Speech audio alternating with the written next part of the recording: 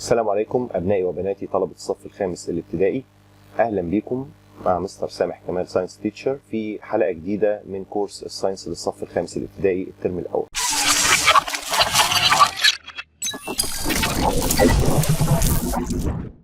Unit 1 Lesson 4 Magnetism and Electricity. طبعا ده آخر ليسون معانا في اليونت بتاعتنا اللي هي Energy. احنا درسنا قبل كده اللايت في Lesson 1، Lesson 2 Seeing Colored Object، Lesson 3 Magnetism، والنهارده آخر ليسون معانا في Unit 1 Magnetism and Electricity، المغناطيسية والكهربية. طبعا أول حاجة خالص هنتكلم فيها الجملة دي، الجملة اللي مكتوبة بالأحمر دي. There is a relation between the magnet and the electricity. في علاقة ما بين المغناطيس والكهرباء. في علاقة ما بين المغناطيس والكهرباء.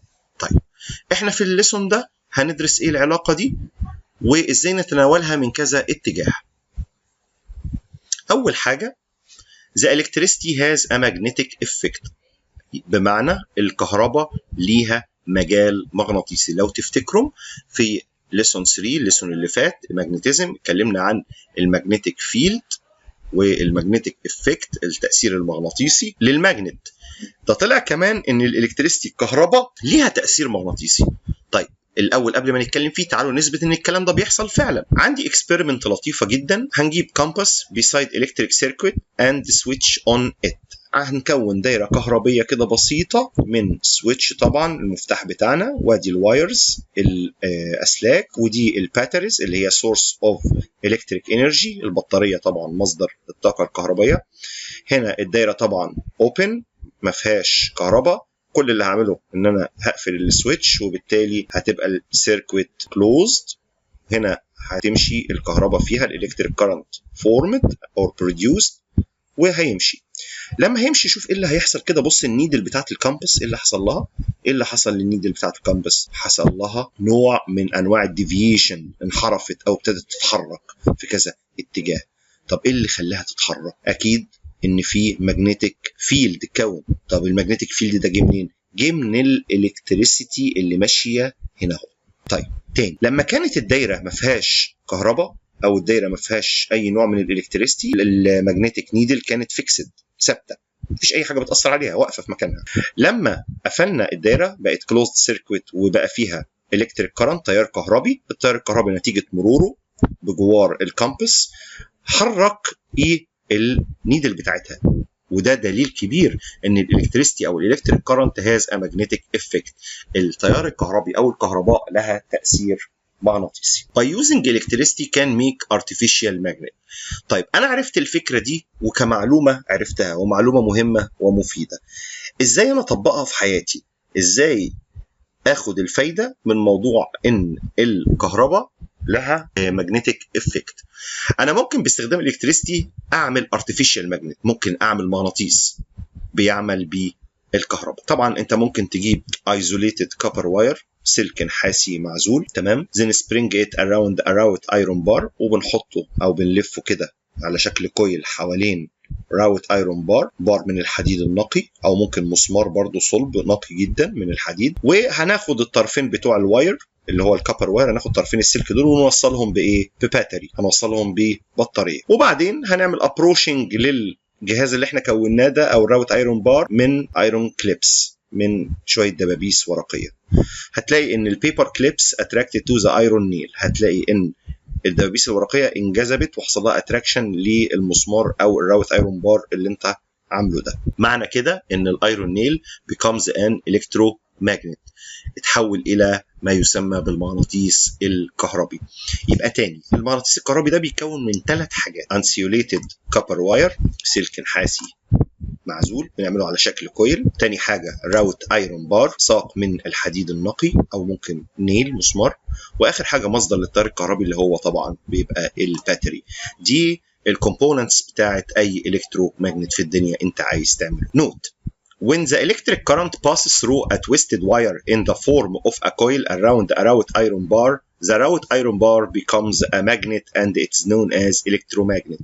طبعا السطرين 3 دول بيلخصوا لنا الفكره ككل، ان لما تيار كهربي بيمر في سلك ملفوف على شكل كويل حوالين راوت ايرون بار. الراوت ايرون بار ده او الساق الحديديه ديت becomes a magnet، هتتحول الى مغناطيس، وساعتها هنسميها بقى مش ماجنت، هنسميها الكترو ماجنت، لان ده ماجنت worked by the effect of electricity، بيعمل بتاثير الكهرباء. تعالوا نتكلم شويه عن الالكترو ماجنت. احنا قلنا when an electric current passes through a twisted wire or coil around a route iron bar, the iron bar becomes a magnet. طبعا المagnetic force بتاعت الالكترومagnet دي increases by increasing. لو انا عايز ازود القوة المغناطيسية بتاعت الالكترومagnet اعمل ايه؟ في طريقتين ممكن تزود بيهم قوة الالكترومagnet، قوة المغناطيسية بتاعته. اولا increase number of coil turns، هتزود عدد لفات الكويل. الكويل ده كل ما لفاته تكون اكتر، كل ما تلف السلك عدد اكتر، 10 15 20، كل ما العدد يكبر كل ما المagnetism اللي طالعه من الراوت ايرون بار بتعلى.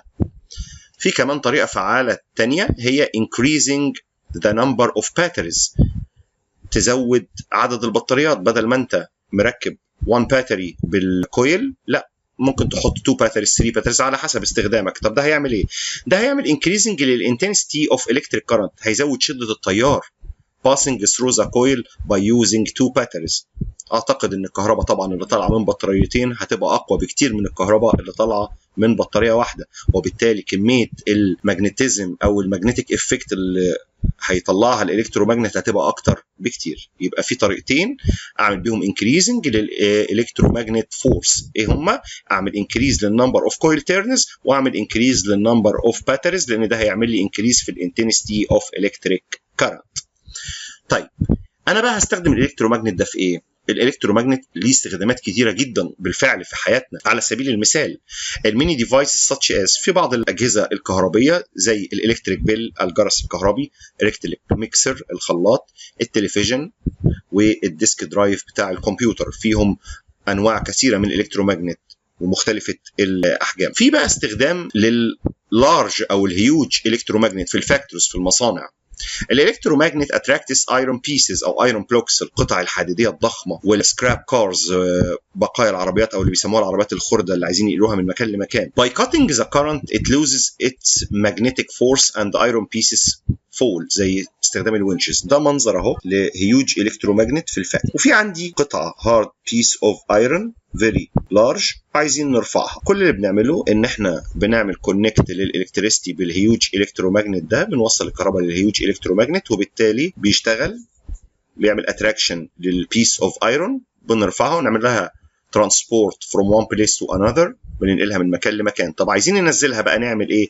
بمنتهى البساطه اعمل كاتنج للالكتريك كارنت. انت لما تعمل كاتنج للالكتريك كارنت الالكترومagnet loses its power، الالكترومagnet بيخسر قوته، وبالتالي هيحصل سيباريشن انفصال، وتسقط القطعه في المكان اللي انا عايز انقلها فيه. فكره بسيطه جدا وسهله، وتطبيق على الالكترومagnet. ده كان اول جزء معانا في الليسون، اللي هو ان electricity has a magnetic effect، الكهرباء ليها تاثير مغناطيسي. الجزء الثاني معانا بقى في العلاقه ما بين المagnetism والالكتريستي، هنعمل جنريتنج للالكتريك كارنت فروم ماجنت. ازاي نولد طاقه كهربيه او تيار كهربي من المغناطيس؟ هنا بقى من المغناطيس نفسه هنطلع كهرباء. طيب ازاي؟ كان في عالم اسمه فاراداي، ذا ساينتست فاراداي discovered that، هذا العالم عالم عظيم جدا، اكتشف ان when moving a wire between two poles of a magnet an electric current is produced in the wire. لو انت جبت واير سلك وحركته ما بين two poles of magnet، ما بين قطبين للمغناطيس، هيتولد تيار كهربي. وده اكتشفه هذا العالم. فاراداي uses this discovery to make electric generator او ما يسمى بالدينامو. استغل فاراداي هذه الفكرة وكون ما يعرف باسم المولد الكهربي، او اللي احنا كلنا عارفينه باسم الدينامو. الدينامو طبعا هو device change kinetic energy into electric energy. الدينامو هو جهاز بيحول الطاقة الحركية إلى طاقة كهربية. examples، طبعا هوريكم دلوقتي 2 examples للدينامو، واحد سمول والتاني لارج، ونشوف ايه الفرق بين اليوزج بتاعتهم. السمول داينامو في البايسكل، طبعا كتير منكم عنده بايسكل، وبيبقى فيها من الامام كده نوع من انواع التورش او اللايت كده هوت بينور، وفيها جزء صغير كده مثبت على التاير بتاع البايسكل بنسميه الداينامو. ده طبعا صورته مكبره. هو عباره عن سمول سلندر which touches the wheel tires، عباره عن اسطوانه صغيره كده زي ما انتم شايفين بتلمس الاطار بتاع الدراجه. السلندر ده connected with a U-shaped magnet. U-shaped اللي هو الهورس شو magnet، متوصل بهورس شو ماجنت which is surrounded by a coil. هذا الهورس شو ماجنت بالمنظر ده على شكل لتر يو او حرف يو، حواليه ملفوف كويل او سيل. طب how does it work؟ ده بيشتغل ازاي بالظبط؟ when the bicycle moves، لما انت بتحرك البايسكل the small cylinders turns so the magnet turns. طبعا انت لما بتدوس على البادلز بتاعت العجله بتدور والتايرز بيلف ويدور. اثناء هذا الدوران انت بتولد كاينيتيك انرجي، بتولد طاقه حركيه. هذه الطاقه الحركيه بتحرك الكويل بتوين التو بولز بتاعت الماجنت، بيتحرك الكويل بتوين التو بولز بتاعت الماجنت، وبالتالي بيتولد كهرباء. بتعرف منين الكهرباء دي اتولدت؟ بتلاقي ان المصباح الامامي للدراجه حصل له لايتنج او نور. then an electric current is generated in the coil. يبقى again انا عندي سمول داينامو زي اللي بنستخدمه في البايسكل، تمام؟ ده بيستخدم to lighten the bicycle lamp، بنستخدمه عشان ننور بيه اللمبه بتاعه الدراجه.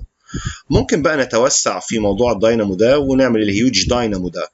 هيوج داينامو بقى قصه تانية، ده عباره عن ميني كويلز which turns between two poles of a huge magnet. هي عباره عن كويلات كتيره جدا. كويل تاني بفكركم يعني كابر واير تويستد، عباره عن سلك نحاس ملفوف حوالين بعضه، وبنحطه ما بين التو بولز بتاعت هيوج ماجنت، بنحركه ما بين التو بولز بس بتاعت بقى هيوج ماجنت، حاجه بقى ممكن تتحط في حجرات، تملى حجرات كبيره.